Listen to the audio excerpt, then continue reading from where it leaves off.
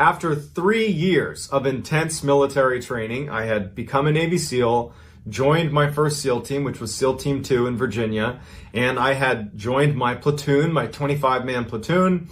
We had gone through all this additional training at the team to prepare for deployment, and here I was 3 years to the day, almost exactly, from when I went to boot camp, getting ready to deploy as a Navy SEAL to Afghanistan. But none of that training would prepare me for how intense my first couple of weeks in Afghanistan would be. So the flight to Afghanistan is pretty routine until you enter Afghanistan airspace, when your pilots let you know, hey, you've entered Afghanistan airspace. They turn the lights to red in the inside of the plane, and they get ready to descend very rapidly into the base where we would be landing. You know, we can't afford to be in the air for any longer than we have to be because there's a risk of getting shot. So there's a super steep descent, and then they tell you to stay away from the windows, right? So you're avoiding the windows in case you get shot at. And I remember thinking like, wow, like this is really it. We're here, we're in a war zone. Like we're nosediving into bases to avoid getting shot at. Like it was intense, and I'm in my 20s. Like it was just kind of cool. Then the ramp opened, the back of the plane opened, and we all got out, and we're inside of this very well fortified base. You know, we're safe in here.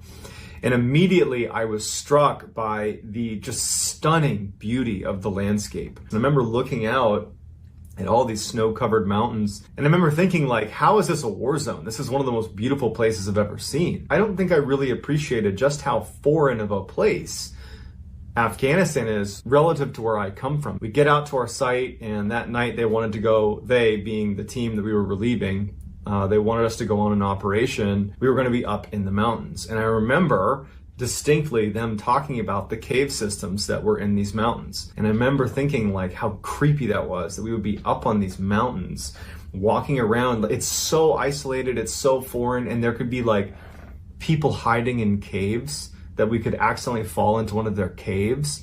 Like it really, really creeped me out. And so I was talking about how creepy these caves were, and the interpreter was like, you know, what's really creepy is back in 2002, there was this fairly well documented case of another special operations unit, the Army Green Berets, coming in contact with a creature in a cave, and they actually got into a battle with it, and they lost one of their soldiers to this creature. And it was fairly well documented, but then it was quickly kind of silenced. I mean, certainly the story was interesting, but I didn't really believe it. Maybe it was some animal, maybe it was some person, whatever it was, there was some explanation to it. It wasn't until now that I actually started exploring different strange occurrences and strange events, and I looked and found some testimony from one of the soldiers that came forward anonymously, who was a part of this operation where they came in contact with this creature in Kandahar.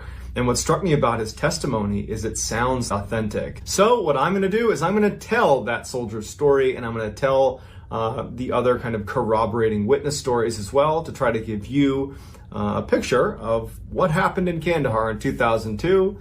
And you can be the judge if you think this is fact or fiction. But before we get into today's story, if you're a fan of the strange, dark, and mysterious delivered in story format, then you come to the right place, because that's what my channel is all about, and I upload 3 to 4 times a week. So if that interests you, I would encourage you to please gently ravage the like button and then subscribe to my channel and turn on all post notifications so you don't miss any of those 3 to 4 weekly uploads. All right, guys, let's get into the story.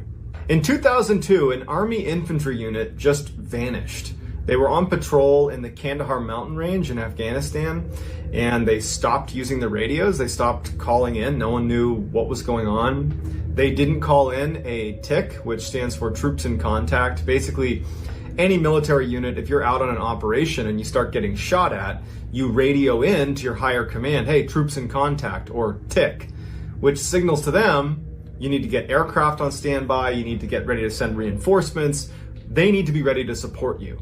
But they only do that if you signal that you're in a TIC. And it's, a lot of people, if anything, will call it in too early. You know, units are known to call it in almost prematurely sometimes.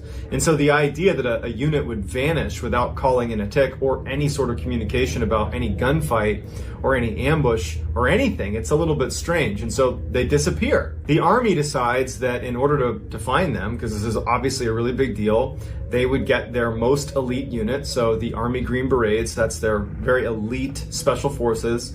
They would send them out to find this missing unit. And so one soldier that was a part of that elite special forces detachment, who just goes by Mr. K, he would come forward years later and tell the story of what happened once they were tasked with this mission. So they leave via helicopters and they fly out to the Kandahar mountain range, about 4 clicks, so 4 kilometers about, from where they believed was this infantry unit's last known location. And so they land and they start doing this fairly methodical search through the mountainside. They knew that they were in enemy territory, and at any time they could get into a gunfight, they could be ambushed. There's all these cave systems all over these mountains. And so it's slow moving to begin with. Plus, they're looking for this lost infantry unit. So it's just a very slow movement through the mountains. And so over the first few days, nothing really happened. They didn't come in contact with the enemy. They didn't see any sign of this missing infantry unit. They just walked along the mountains carrying a bunch of gear, and that was it. At some point, they noticed a little bit farther ahead that there was this distinct pathway leading up the mountain and kind of around the corner. And it looked like a goat trail. There were lots of goats that would run around the mountainside, and it looked like a very well-developed goat trail. And they decided, let's just go up there. If nothing else, we can go up onto wherever this leads us and maybe look down across the other side of the mountain and see if we can see anything. And so the team starts making their way up this goat trail, and as soon as they start making their way up, they start noticing that there are little pieces of American military equipment on the ground. There are pieces of radios, like whip antennas and housing of the actual radio itself. They found military-style backpacks as well, and they started finding pieces of uniforms that belonged to the missing infantry unit. They knew based on the patches that were on these uniforms. So as they're walking up this trail of broken equipment and uniforms, they start seeing some bone on the ground. They didn't know if it was human bone or what. They start seeing broken bones scattered on their way up to this kind of plateau. And so now the Special Forces team, I mean, they're incredibly well trained. I mean, I'm not just being biased here. I mean, the Army Green Berets, the Army Special Forces, they're very similar to the Navy SEAL teams, which I was a part of. 2 different units, no doubt, but very much peers. And the level of training you get in handling situations like this one, now granted this one's pretty unique, you're so well trained that when things start getting dangerous, it's like your training just kicks in, and everybody's does. And so I would imagine that when they saw this, what they were thinking is, this was an ambush. This infantry unit was ambushed, and we're probably coming up on the ambush site. And so they're, taking defensive positions, and they're moving slowly and very tactically up this mountain, and they're keeping their weapons pointed at the leading edge on their way up to the top of this mountain. They get to this plateau. It's like a flat section of the mountain, right? It's like a steep mountain, and there's like this little like shelf almost. And there's more equipment scattered and more bones scattered across it. And there's all these cave entrances right in front of them. It's as if they were intentionally placed so that they fed out onto this shelf. And so they start moving towards the mouth of the caves. And they realize, without even getting very close, that even though the mouth of these caves are pretty large and everybody could go into the cave, there is a steep drop off. Like you'd walk in and then it just goes straight down. And someone kind of peered over the edge and couldn't see how far it went down. And they decided that it was just too dangerous to go in there, because clearly something happened here where American lives were lost, based on the tattered uniforms and equipment. And so let's just pull back and take up defensive positions looking at the entrance to all of these cave entrances. And so as leadership goes down, kind of out of the fatal funnels, if you will, outside of these caves, Mr. K, who's the guy who's told us this whole story, he said he's looking at one of the entrances to the caves and he sees a flash of movement inside of the cave. And he looks over at it. He doesn't have time to react to it or anything. And all of a sudden a spear comes flying out of the cave. This big, massive lance comes flying out, and it goes right through one of his teammates whose name was Dan. And so Dan's down. And so the whole team saw that. They didn't see who threw it, but they certainly saw the spear hit Dan. And so as they're shocked and just keeping their weapon up, wondering what's going to happen, out runs this, by Mr. K's account, a 12 to 15 foot tall man with a red beard and red hair down past his shoulders, comes charging out, howling like a war cry. He's got animal skins for clothes. He just looks super dirty. And he runs over to Dan to pull the spear out and probably use it again. And the rest of the team at this point is broken out of their shock of what they're seeing, and they start engaging this giant. And the giant didn't really have a chance to fight back. And in 30 seconds, the giant is down too. So Dan's down and the giant is down. And the whole team is like, what just happened? So after the dust had settled and all the shooting had stopped, they went to check on Dan, and Dan had passed away. And so they called back into higher headquarters, and they're trying to describe what happened. A very large, possibly human creature threw a projectile that hit Dan. And so they sent 2 helicopters out, one to retrieve Dan and the team, the other just to hoist up this very large human-like creature because they wanted to know what it was. And they struggled mightily to get the netting around this big creature. It ended up weighing over 1,100 pounds. It had 6 toes on each foot, and it had 6 fingers on each hand. They load it up, they string it onto this helo, and it takes off. And the team gets into the other helicopter, and they go back expecting to be debriefed as soon as they get back to base. The helicopter with the giant would fly to an airfield, and they would meet up with a crew of a C-130, which is another big military aircraft. The pilot of that craft would publicly say that he remembers seeing a 12 to 15 foot tall giant person with 6 fingers on each hand, 6 toes on each foot. And he would say that's what he saw, even though it was later redacted and made top secret. Mr. K and his team, they flew back to the base to be debriefed.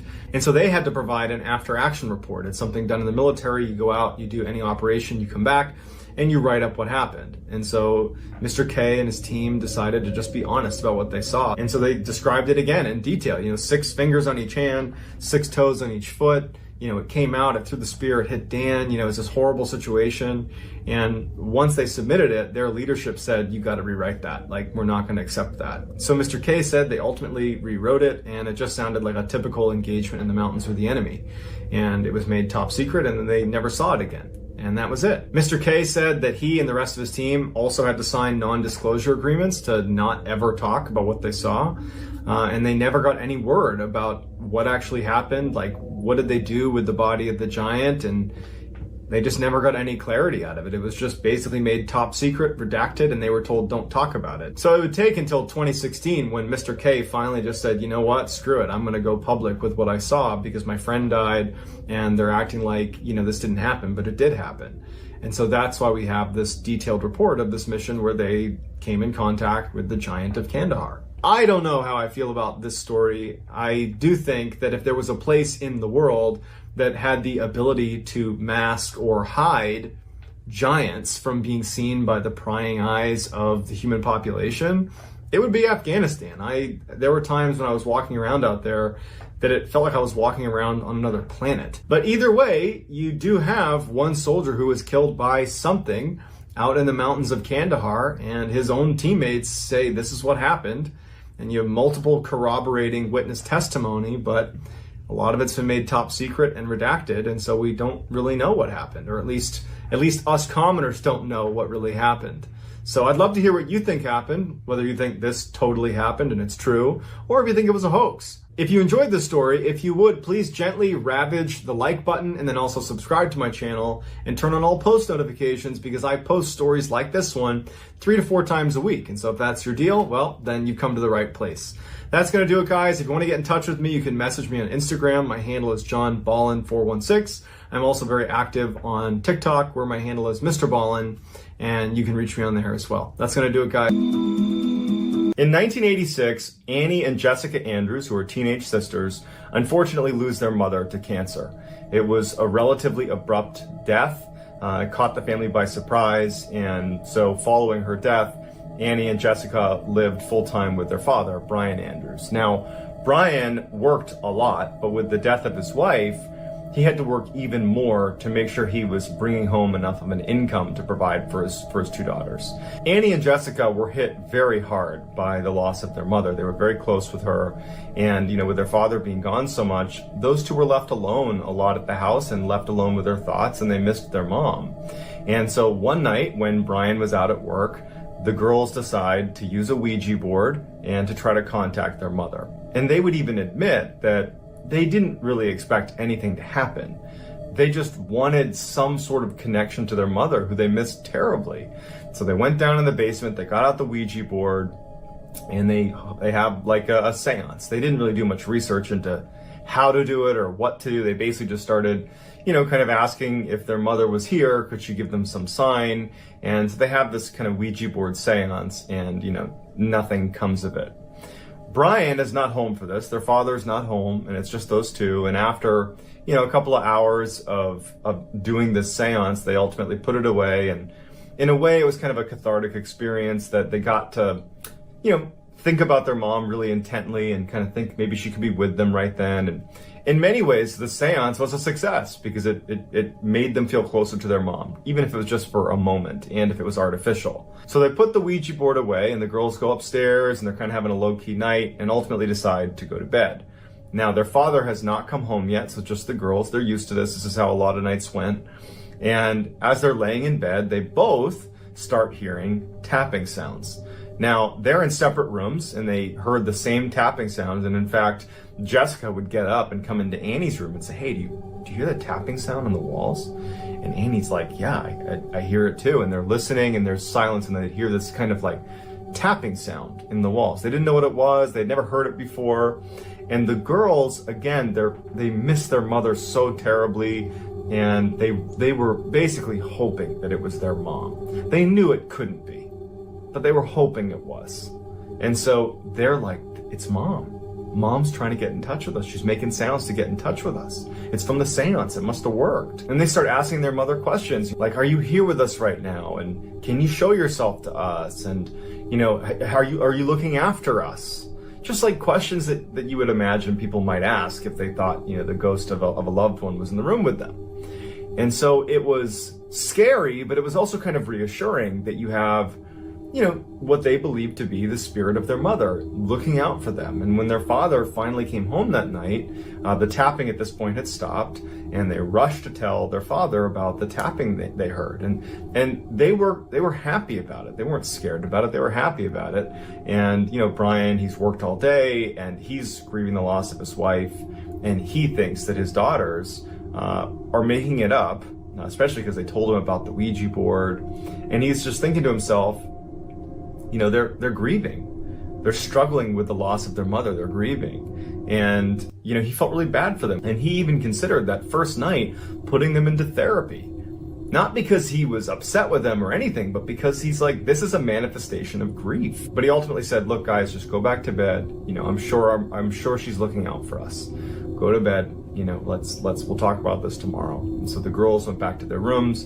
Brian didn't think much of it. He was just thinking, should I bring the girls to grief counseling, something like that. And everybody goes to bed. Now, this tapping would persist for several days.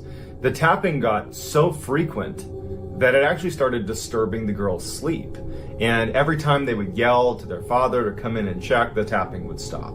And so it was like kind of driving them crazy. And then when they would all leave the house during the day, in the evening, whenever, anytime the house was empty. And so they would come back to the house and, things would be moved, furniture would be moved slightly out of position. Some of the silverware had been moved around, just little things all over the house. And, Annie and Jessica's father is quick to say, "Guys, I know this is you.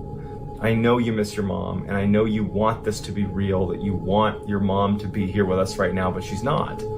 And you gotta stop this whole ghost thing. You gotta stop moving the furniture around. This is not healthy. If this continues, I am gonna ask that you guys start seeing a grief counselor." And the girls were insistent that it was not them. And the fact that their father didn't believe them and they knew it wasn't them, it put them in a really bad spot because they felt totally alone, scared to be in their house, because now it didn't really feel like their mother. It felt like something screwing with them. And that's not something their mother would do. And so they're thinking that this is like an evil ghost that they've unlocked through that Ouija board seance. And it's now terrorizing them. And there's nothing they can do because their father doesn't believe them. And it's just consistently happening. They don't know what to do. One evening in January of 1987, the girls were together in the front room of their house. And they started hearing tapping sounds again. And so they hear this tapping sound not coming from the walls, but coming from the basement. And suddenly they feel, some confidence, like they're going to go down and confront this thing because their father doesn't believe them. They don't know what to do, so they're just going to go face this thing head on. So they head right downstairs into the basement, and there's nothing. The tapping stops as soon as they're down there, and they can't find anything. As they turn to go back upstairs, feeling a little bit silly that they're going to go fight this ghost, they notice writing in red that says, "Come find me, I'm in your closet." And they're horrified. Because now this is like confirmation that this thing is screwing with them. It's not their mother. And it's now interacted outside of just tapping. It's actually writing on the walls. And so the girls run out of the house because this feels like a threat. They felt threatened by everything that was happening before, but it was almost like the writing on the wall was a step over the line. This felt like a direct, intentional threat towards the girls. Kind of absolutely taunting them and scaring them. So they run out of the house. Their father was not there, he was working. And so the girls ran next door to their neighbors and said, can we stay with you for a minute? Something weird's happening in our house. They began to get into the weird writing on the walls, but didn't really go into too much detail. And the neighbor said, we're just gonna wait for your father to come home before we do anything. And so the girls stay with the neighbor. Brian comes home. As soon as they see Brian pull in the driveway, they flag him down. He comes over to the neighbors. Neighbor pulls Brian aside and says, here's what happened. They came over here. The girls are hysterical and they tell their dad that there's writing inside the house. And so Brian, his first reaction is, this is out of control now, guys. This is too much. He goes over though with them to the house and he goes into the basement and he sees the writing on the wall. And his thought is like, now you guys are, defacing our property to live out this kind of fantasy. And so this for him was the line in the sand that they've now crossed. It's now getting totally unhealthy. And he ordered them to go see grief counseling. So that actually began at this point. Several weeks would go by with no tapping, no anything, just silence in the house. It was almost like whatever this was had stopped. Then one night when Brian is working late into the night once again and the girls are alone, they're in the front room together and they're just sitting there. It's been nice having a couple weeks without any strangeness in the house. And they start hearing tapping from somewhere else in the house. And they get up, they kind of creep their way over to where they think they're hearing it, and it's coming from Annie's bedroom. When they go into Annie's bedroom, written on the walls is, "I'm back, find me if you can." Just like the last time they saw writing on the wall, they run out of the house. They flee the house, they go to the same neighbor's house, and they say, "It happened again. You gotta believe me, it happened again." The neighbor says, "Stay with me, we'll wait for your father again." Father comes home, same situation plays out. He gets flagged over to the neighbor's house. The neighbor says, "Hey, they're back again," with the writing on the wall. And Brian's mad. And he says to the girls, like, "I put you in counseling. I'm telling you to stop doing this. Like, this isn't okay. It's not healthy." And he tells the girls and the neighbor to stay here. I'm going to go in that house and I'm going to search the house top to bottom to show you that there's nothing to be afraid of in that house. And so he goes back to his own house. And when he opens the door, the house is in total disarray. It's like someone had ransacked the house. And he's thinking to himself, the girls didn't do this. Someone else did this. And so now he's on edge. And he walks through the house, he's not hearing anything, and he goes up to Annie's bedroom and he sees the writing on the wall. And then he looks, he sees a man standing in the closet wearing women's clothes, which would turn out to be his dead wife's clothes, wearing a wig, carrying a hatchet. And this man in a dress is staring at Brian, and Brian's startled. The guy starts running out. Brian tries to grapple and fight with him, but the man in the dress manages to run past Brian out into the rest of the house. Brian is like so caught off guard because this guy's got a hatchet. He doesn't know what he's gonna do. He starts chasing after him, but the guy's gone. Brian's looking in his house, but finally Brian just leaves the house because this guy's got a hatchet. He runs outside, he runs over to his neighbor's house, and he's like, "Call 911, there's somebody in the house." He makes sure his girls are okay, he stays with his neighbor, calls the police. The police go in, and they look everywhere, and they can't find anything. And they say to Brian, like, "I'm sure someone was here. It's a very convincing story you've just told, but they're not here now. And unfortunately, all we can do is tell you, you probably should not be here right now until whoever this was is caught. And you should stay with some relatives. We'll watch the house. we'll see if anybody else comes back, but there's not much we can do. And so, unfortunately, the girls and the father are left with no answer to what was going on or who this person was. And Brian's thinking to himself, like, how did he get away? How did this guy in the dress get away? Like, how did that happen? I mean, they're searching the neighborhoods. He's wearing a pretty distinctive outfit. How did he get away? And so for 2 weeks, Brian and his daughter stayed with some family. But in those 2 weeks, no one found out who this guy in the dress was. I mean, Brian and the girls are traumatized. Brian feels like this horrible father, that I've left my girls alone in the house over and over and over again with some crazy person with an axe in my house. I never believed them. What could have happened to them? It would have been my fault. And so it's a horrible time period. The girls are traumatized because now they realize they've been interacting with some crazy person in a dress with an axe in their walls. And it's just this horrible situation. But after 2 weeks, it's tough living with another family member. It's a tight place they're staying. And they decide, you know what? At this point, whoever that guy was, he must have ran away. We got police watching the house. Let's just go home. Let's just go home. We'll lock everything up. We'll get a security system. There's police watching the house. Let's just go home. And so they decide, okay, let's pack up and head home. And so as Brian is driving up his street, he looks at his house and he can see that there's a light on in the second floor. And he's thinking to himself, like, I thought the police were just watching it from the outside and just kind of patrolling the neighborhood. I didn't know there'd be police inside my house. And as he's looking up at the window, about to pull into his driveway, he sees the guy in the dress suddenly walk across the window. He sees him clear as day. So he stops what he's doing and he calls the police. Police are there in a second. The house is surrounded. So with the house surrounded, police finally go inside. Now, no one's been inside the house since Brian and the girls left. They locked it up and they were monitoring it. There was no police inside the house. There was nobody inside the house, supposedly. The police, when they open up the door and go inside, the first thing they notice is not only is all the furniture flipped upside down and moved all over the place, but there are pennies glued to the ceiling. All these pennies glued to the ceiling. And there's red writing all over the house, on all the walls and weird places, just writing, strange cryptic writing. But they search the house and they don't find anything.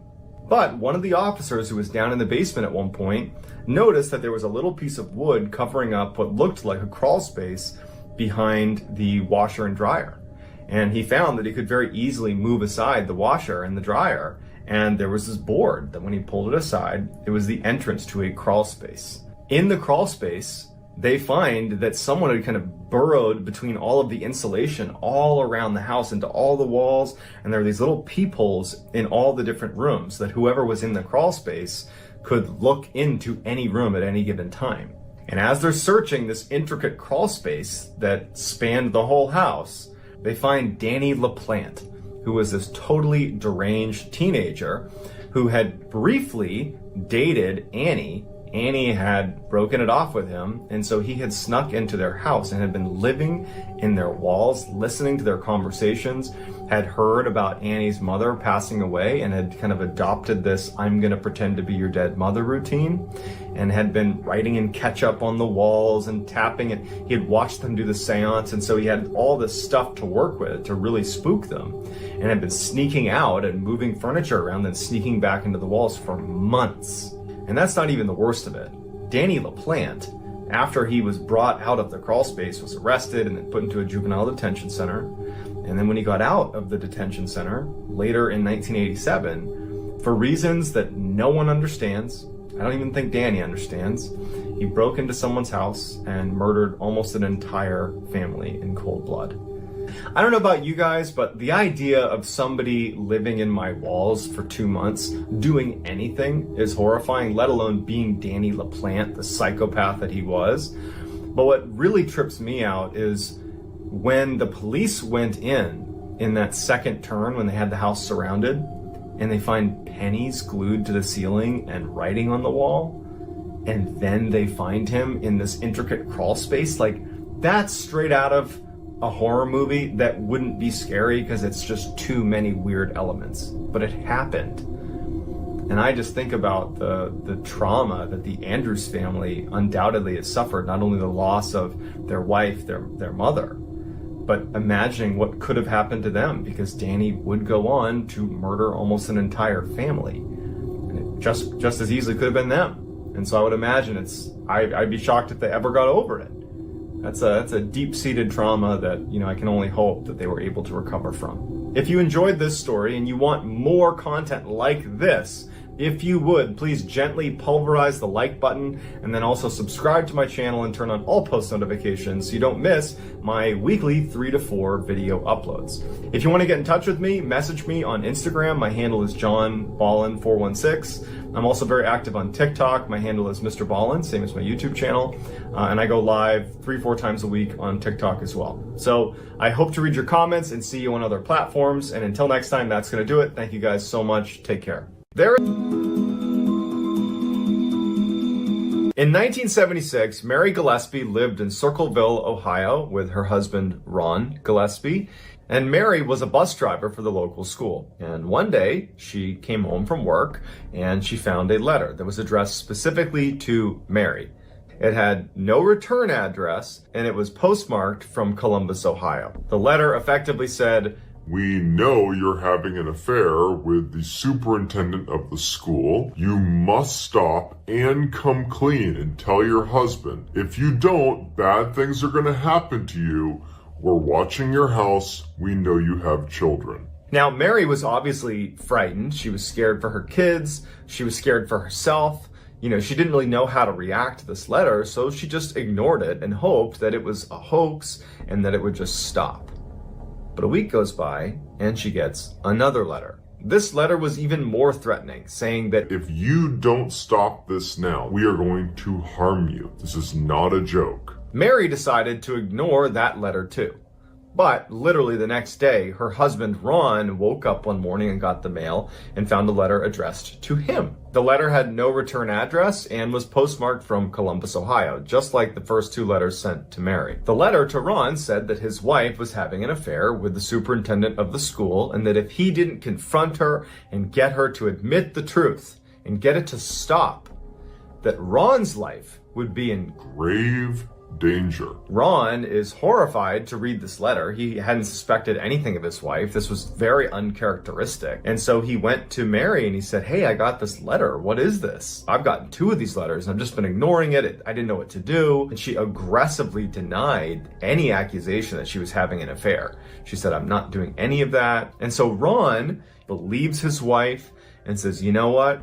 I don't know what this is, but I believe you. Let's ignore this. This will go away. I don't know what this is, but it'll go away." A week later, Ron receives another letter addressed to him, no return address, postmarked from Columbus, Ohio. This letter said, "Ron, it's been a week and you haven't done anything. You have to get her to admit the truth. Otherwise, not only are we going to put your life in danger, we're also going to broadcast what she's doing all over town on billboards, on radio, and on TV." So at this point, Ron and Mary are scared. Ron is still standing behind his wife. He believes his wife that she has not had an affair, that this is just some horrible hoax, but they're scared. But they don't really want to go to police yet. They kind of want this to just go away. So their first step is, let's tell some people in our inner circle just to kind of put this out there and see what other people think. And so the 3 people that were closest to Ron and Mary were Ron's sister, Ron's sister's husband, named Paul Freshour, and Paul's sister. So it's a little confusing, but those are the players here. And so while Mary and Ron are telling, their inner circle about this anonymous set of letters they've gotten and all the threats involved, Mary starts to think that she might know who's been sending the letters. She has an idea of who it is. Now, we unfortunately don't know who this person is. It's been left out of anything I can find online, but she decides that it's in their best interest to proactively send this person a letter and basically say, "You got to stop, or we're going to pursue legal action." And initially, when they started sending the letters, while it's unclear if they got any sort of response from this person, the letters, the anonymous letters, did stop. But that would all change in August of 1977 when Ron was home one night with the kids, Mary was out, and Ron receives a phone call. He picks up the phone call, and his kids would say that his entire demeanor changed. He went from calm and collected to angry, furious. He's talking to someone, and it's unclear what was said. We don't know exactly what was said or who he was talking to, but when he hung up, he tells his kids that I'm going to go confront the person who's been writing these letters. And so Ron grabs his pistol, gets in his pickup truck, and blazes off down the road. It's like he knew exactly where he needed to go. But literally minutes later, it was discovered that Ron had died. He crashed into a tree, and he died on impact. Now, nobody else was found at the scene. I mean, the sheriff and the police unit that went in to investigate, it was just Ron in a ditch against a tree. But they found that he had fired one shot out of his pistol. They don't know who he was shooting at or what he was shooting at, but he fired a shot before he crashed. The sheriff initially suspected foul play, but the sheriff changes his mind. He says, you know what? Ron was drunk. Ron was 1.5 times over the legal limit. So he was drunk driving and he crashed. But that didn't make any sense because Ron's family said Ron does not drink. And his kids said he hadn't had anything to drink that day. So at this point, the story starts getting very bizarre. After Ron's death, hundreds of other letters, anonymous letters, no return address, postmarked from Columbus, Ohio, are sent to residents all over Central Ohio, not just Circleville, but all over Central Ohio. And the letters took a turn. Instead of being accusatory of Mary, although there was still some of that, it was the sheriff in Circleville is covering something up. And it was around this time that people started to speculate that perhaps the writer's agenda is not as clear. Initially, it seemed like they were targeting, Mary and Ron. And then when Ron is taken down, they're defending Ron. So following Ron's death, Mary is scared for her life. She just watched her husband die as a result of this horrible situation. And all these letters are pouring in all over Central Ohio with the same kind of nasty language about her and her supposed affair with the superintendent of the school. The letters are insinuating that the sheriff is covering something up with her husband's death. Her kind of dirty laundry is being aired out by this anonymous writer all over Central Ohio. And this goes on for years. And so finally in 1983, Mary is at a breaking point and she finally admits that she was having an affair with the superintendent of the school. Now she claims that it happened or it started after the first letters arrived, that it was just a crazy coincidence, but whether or not that's true, it's kind of secondary. And she thought that that would stop the letters, that the first thing that this person wanted was for her to admit this and stop this affair. So she comes out and she admits it and she puts an end to it thinking that's going to do it. But that didn't do anything. It actually made it worse. So in 1983, after she admits what was going on with her and the superintendent, she's on her bus route driving, the kids to school, and she starts noticing these billboards and signs all over her route, condemning her for her actions and saying she's this horrible person. And so she got mad. She went from being kind of a victim and scared to being mad. And so one day in 1983, she pulls over when she sees one of these signs and she gets out, she rips it out. And then when she puts it down, she notices there's a box that's a part of this kind of billboard contraption. And she kind of looks inside and there is a loaded gun that has a wire wrapped around the trigger and the slack's been pulled out of it. Like it's literally ready to fire. And had she been standing at a slightly different angle when she pulled down the sign, it would have fired the gun and it would have shot her. So she calls police. Police show up, they do an investigation, and they look at the weapon, and they can tell that someone very poorly tried to etch off the serial numbers on the weapon so that it couldn't be traceable. But they were able to lift the serial number, and they were able to trace it back to its original owner, who was none other than Paul Freshour. And so the police go to Paul, and they're like, "Is this your pistol?" And Paul was totally cooperative when he was approached. He's like, "Yes. I didn't report it, but that gun was stolen from me. I didn't set up that booby trap." The sheriff, who was the same one who investigated Ron's death, he didn't buy it. And so they made him submit to a handwriting test. It apparently totally swayed the jury. They were like, you know what? Paul's the guy. And he was found guilty and sentenced to 7 to 24 years in jail. And so Paul goes to jail. And while he's in solitary confinement, more letters are sent out all over central Ohio. And they're all being postmarked out of Columbus, Ohio, even though he is in solitary confinement in Lima, Ohio. But no one wanted to listen to that. Everybody believed that Paul was the guy, even though he's like, how could I have been writing these letters? And so for 7 years, these letters are sent all over central Ohio, accusing the sheriff of this cover-up and condemning Mary for what she did. And then when Paul is up for parole, after 7 years, he stands before the parole board and they deny him parole on the grounds that he was sending these letters. Even though he's like, how could I have been? I've been in solitary confinement most of the time. But they were like, too bad, you wrote the letters, see ya. And so he goes back to jail. And it was at this point that Paul he gets a letter. This letter was taunting Paul because they apparently had known that he was denied parole based on him being the writer. And instead of it being written in the first person, like I, it was written we. We are keeping you in jail for as long as we can. Basically saying, haha, we know you didn't do it, but we are going to keep you in jail for as long as we can. And they even said, that booby trap is not the only one. It's only a matter of time before somebody else finds one, and then you're going to get blamed for that too. But following that letter, the letters stop. And so for 3 years, Paul remains in jail until he's up for parole again. And since there haven't been any more letters, and no one found any more booby traps, Paul's granted parole. Paul would maintain his innocence all the way until 2012 when he passed away. So in 1993, which was the same year that Paul was released from prison, the very popular TV show Unsolved Mysteries decides to cover this story. As soon as they are beginning to do research on it, they receive a letter from an anonymous person with no return address, postmarked from Columbus, Ohio, written in the same style handwriting as the Circleville writer. It said, if you come to Ohio, you El Sickos will pay. And so the staff and crew of this show had a decision to make. Is this a credible threat or not? Do we actually pursue this or not? And they ultimately decided that they had to do it now. And so they go into Ohio and they do their own research and they start questioning people that were involved in this case. And they come across a crucial piece of evidence that more than likely could have potentially kept Paul from going to jail.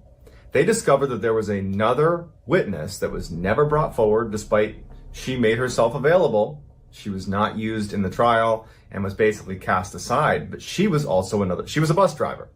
And she was on the same route as Mary.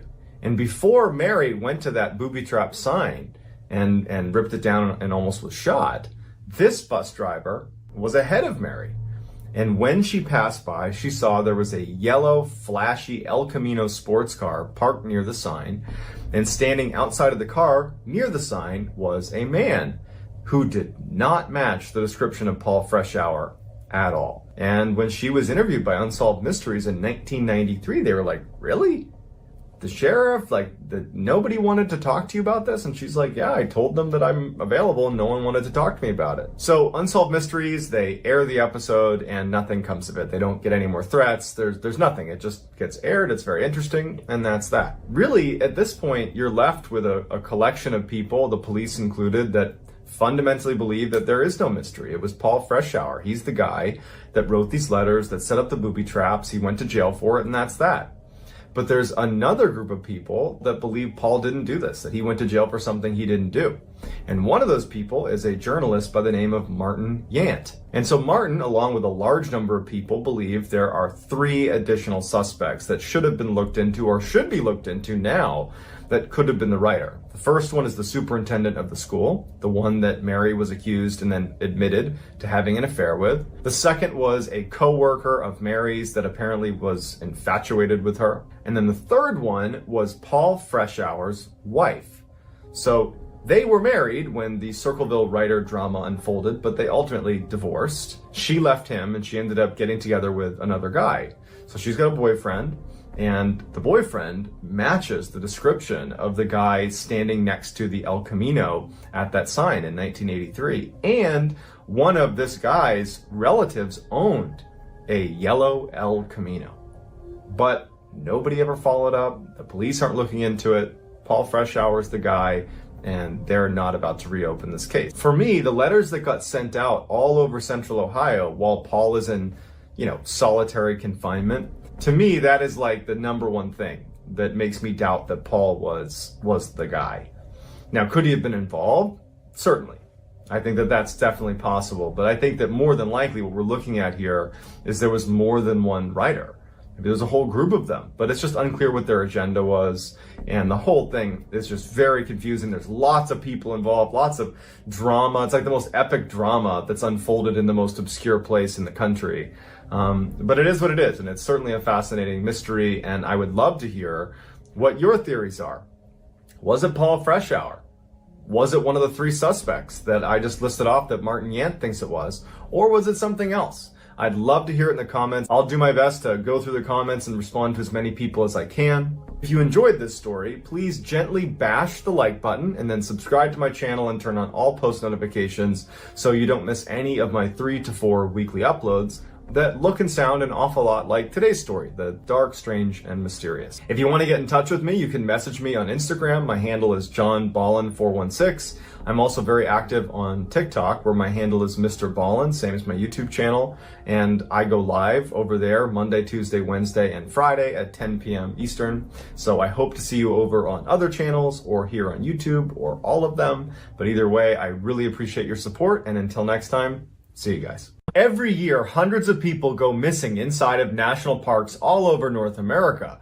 But of those hundreds of people every year, a few of them go missing under very strange circumstances. And a man named David Paulides, who's a former police detective, has made it his mission to look into just the bizarre disappearances that are occurring all over North America in his series that's called Missing 411. So there are thousands of these strange cases inside of Missing 411 that David Paulides has poured tens of thousands of hours of research into. And he puts them into books, into documentaries. And so there's really no shortage of strange cases to look at. But as I begin my own research into Missing 411 and learn about these different cases, I have been pulling groups of stories that stand out to me as being particularly interesting or just fascinating or just strange, and I'm making videos to highlight those stories. And so I've already done one video like this where I highlighted 5 stories that I thought were particularly strange. You can find that in the description. I left a link to that video if you want to check that out. And so today I'm going to be looking at another 5 cases from the Missing 411 project that are just totally weird. But before we get into today's stories, if you're interested in the strange, dark, and mysterious delivered in story format, you've come to the right channel, because I post 3 to 4 times a week all about the strange, dark, and mysterious, like I'm promising to deliver today. And if that's your deal, I would ask you to please gently uppercut the like button and then also subscribe to my channel and turn on all post notifications. It really takes the cake for just being strange.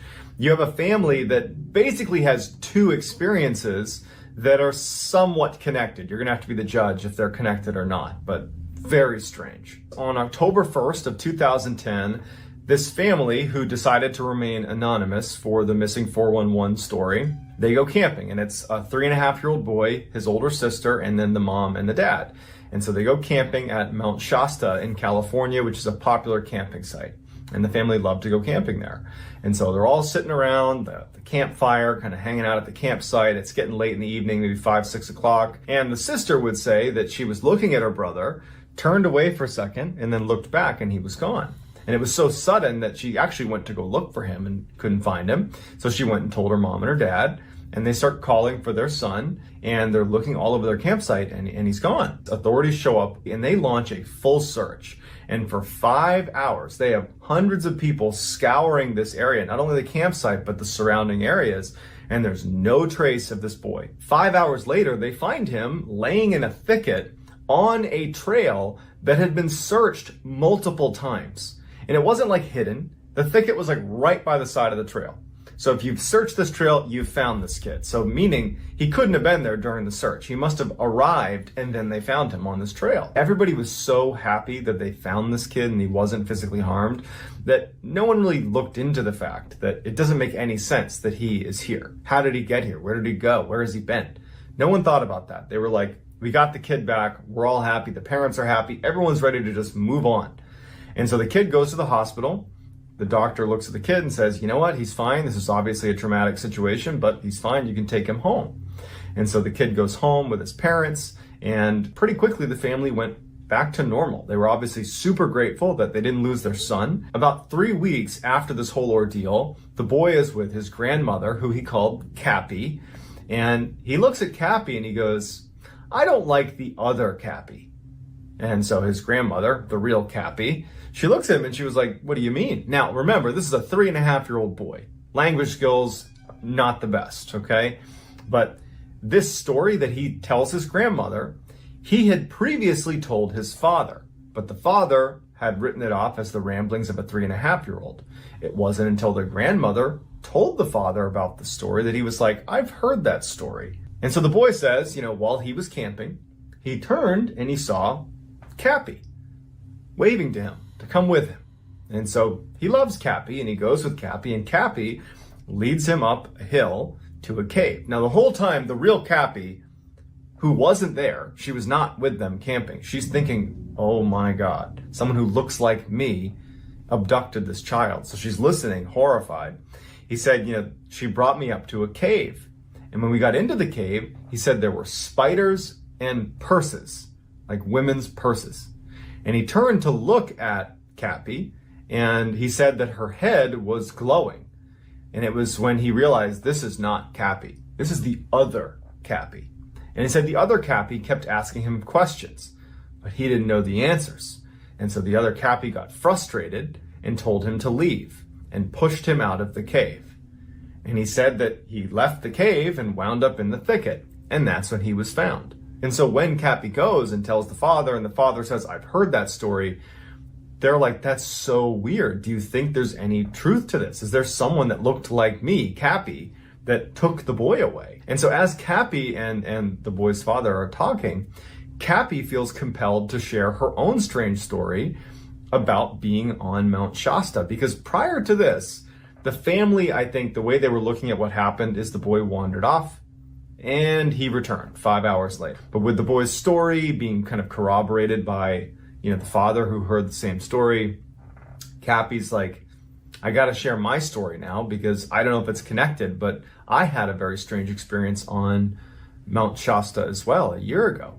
She went camping a year earlier with her friend, and they go to a campsite on Mount Shasta, the same place where the boy disappeared, and apparently saw the other Cappy. And so Cappy says that night they're sitting around the campfire and it's dark, and she notices a set of eyes in the woods that were glowing. So glowing red eyes, she says. And, Cappy and her friend, they go camping all the time. And so they know there could be predators and animals all over the place. And so they grab their flashlights and they shine in the direction of the eyes, and the eyes dart away and they don't think anything of it. Over the course of the night, the eyes would keep showing up all around them. And every time they'd shine a light in their direction, they would vanish. Cappy and her friend are unable to get the light on this thing. So they don't know what it is. And so they're very uneasy about it. But they decide, you know what? We're psyching ourselves out. It's just an animal that's interested in us. And so they go to bed. And they sleep in their own, she slept in a tent and he slept in a camper, and they go to bed. And the next morning, Cappy wakes up and she's laying on the dirt outside of her tent. And immediately she has pain in the back of her neck.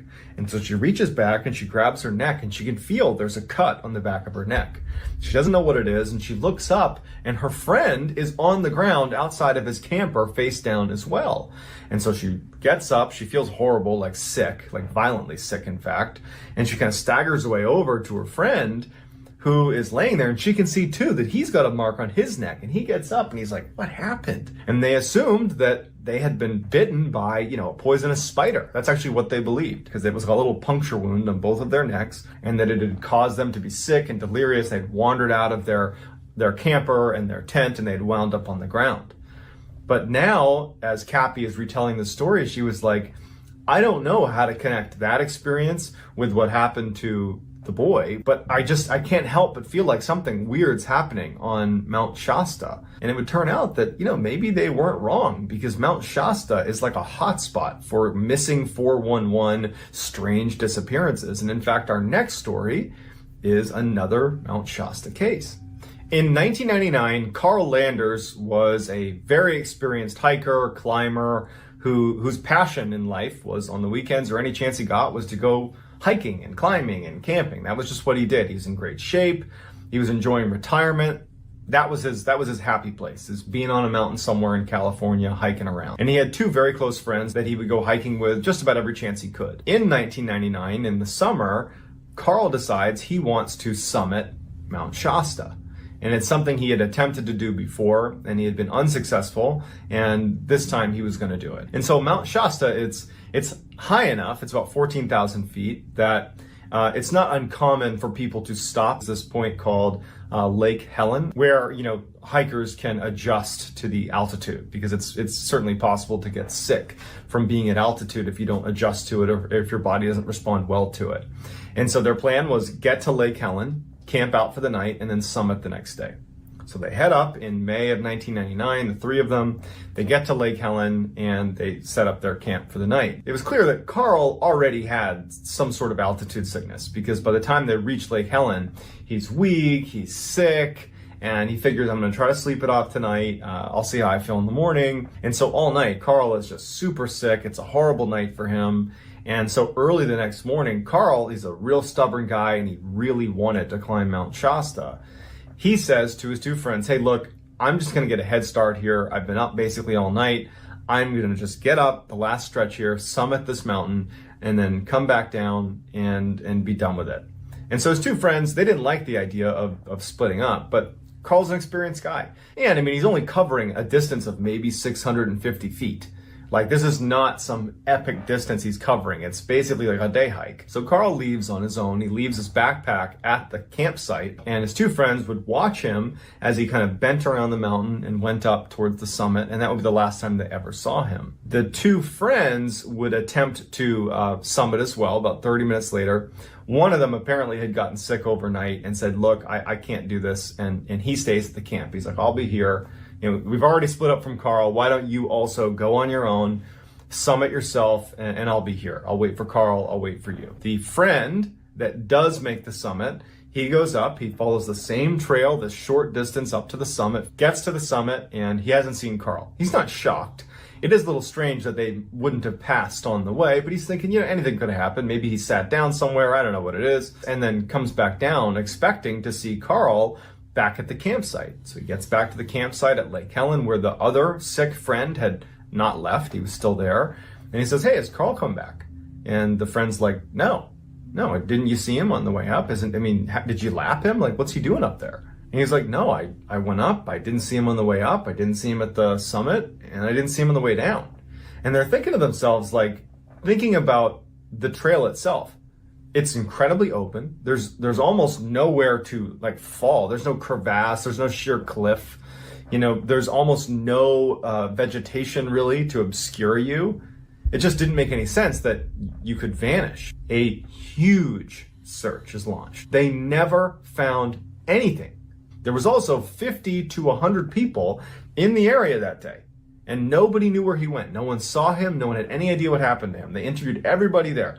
No one knows what happened to Carl. The only clue that we have of Carl is the backpack that he left at Lake Helen before he made the summit run. Other than that, for 20 years, we have no clue what happened to him. None.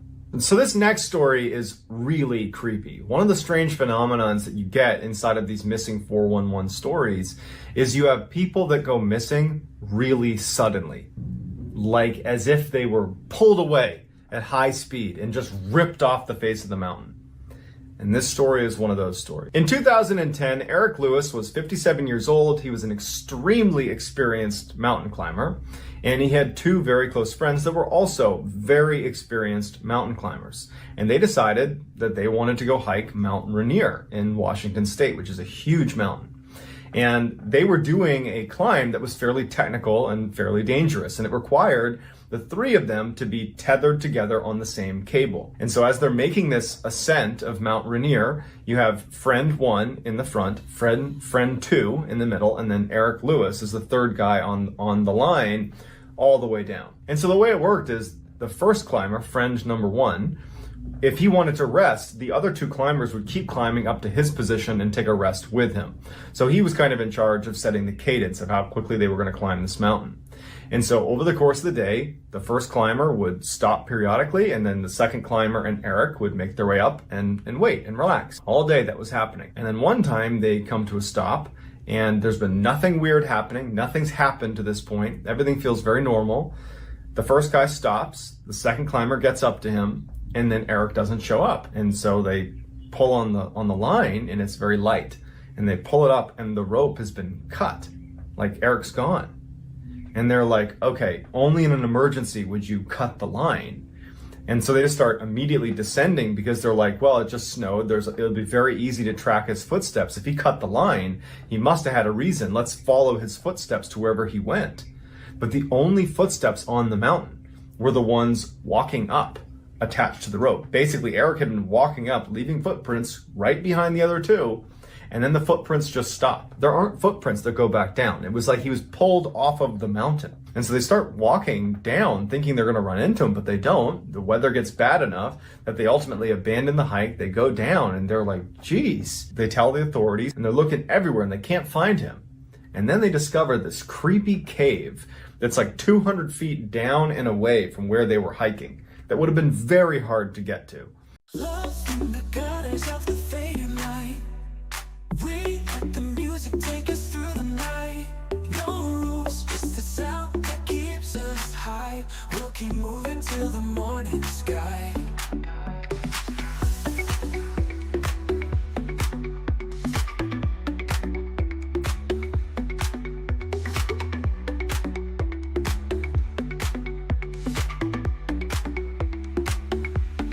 Take me where the stars collide.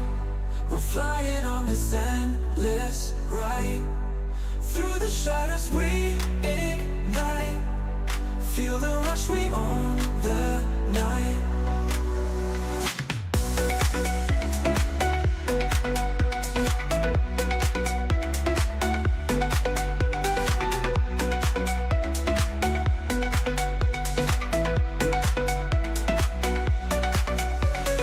Underneath the moon we come alive. In this rhythm we don't need to hide. Every heartbeat is synchronized.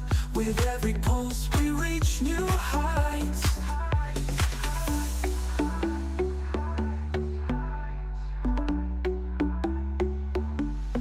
Take me where the stars collide. We're flying on this endless ride. Through the shadows we ignite. Feel the rush, we own the night. Underneath the moon we come alive. In this rhythm we don't need to hide. Every heartbeat is synchronized with. Inside of this ice cave is Eric's gear, but no Eric. And they've never found Eric's body. But for that gear to get into the cave, it wasn't just, hanging on the edge. It was inside the cave. But there was no footprints leading to the cave. There's no footprints anywhere. It was just like inexplicably, Eric's gear winds up deep inside an ice cave 200 feet away, and Eric's body was never recovered, and no one has any idea what happened to him. So the last story is actually really 2 distinct stories, but they together make up a particular phenomenon that occurs inside some of these missing 411 cases. And that's when some creature takes a child and actually protects them. In 1868, a 3-year-old girl vanished abruptly from her father's camp in northern Michigan. The father noticed the girl was gone. In hysterics, he enlists the help of a couple professional hunters that were there with him. They go off looking for this girl, and after a couple of hours of looking, they start to hear what sounds like her voice. And she doesn't sound particularly distraught, but it's definitely a child's voice. And so they kind of cut through this big thicket, and out bursts this massive bear-looking thing that runs away from them. And they didn't shoot it or anything. They just saw this huge animal run away, and they're thinking the worst because they're hearing this child, and now they're seeing this huge animal that looks like a bear running away. And, they go through the thicket and they find this girl who's totally unharmed, who was in this kind of clearing within the thicket where clearly this bear creature had been with her. And, the father's elated. He scoops up the child, and the child seems unhurt. And he asks her, like, where have you been? What happened? And she says, oh, Mr. Wolf took me here.